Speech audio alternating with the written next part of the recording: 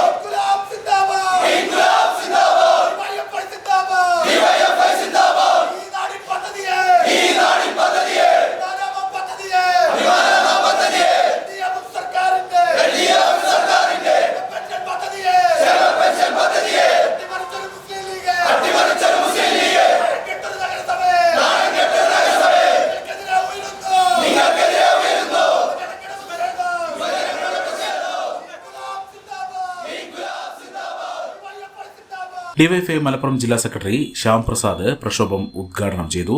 7ാം വാർഡിലെ councillor BJP. ദീർഘകാലമായി ഭരിച്ചുകൊണ്ടിരിക്കുന്ന അല്ലെങ്കിൽ ആ വാർഡിനകത്ത് നേതൃത്വം നൽകിക്കൊണ്ടിരിക്കുന്ന ബി.ജെ.പിയുടെ കൗൺസിലറാണ്.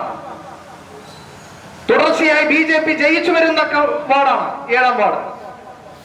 ആ വാർഡിലെ ബി.ജെ.പി. കൗൺസിലർ അനർഹമായവർക്ക് പെൻഷൻ അപേക്ഷ നൽകുകയും അതിൽ റെക്കമെൻഡ് ചെയ്യുകയും ഉദ്യോഗസ്ഥരെ കൂടി കൂട്ടുപിടിച്ചുകൊണ്ട് അത് കൗൺസിലിലേക്ക് ഒപ്പിക്കുകയും കൗൺസിലർ UDFന്റെ സഹായത്തോടുകൂടി അത് പാസാക്കിയെടുക്കുകയും ചെയ്തിരിക്കുകയാണ്. 7ാം വാർഡിൽ മാത്രം 42 അപേക്ഷകളാണ് പരിശോധിക്കപ്പെട്ടത്. 42 പെൻഷൻ വാങ്ങുന്നവരുടെ വിവരങ്ങൾ പരിശോധിച്ചു. അതിൽ 38 പേരും അനർഹരാണ് എന്നതാണ് ഇപ്പോൾ ധനകാര്യ വിഭാഗം കണ്ടെത്തിയിട്ടുള്ളത്. ഇതിനു മുമ്പ് 2021 28 പേരെയാണ് അനർഹരായവരെ കണ്ടെത്തുകയും അവരെ ഈ പദ്ധതിയിൽ നിന്ന് ഒഴിവാക്കുകയും ചെയ്തത്.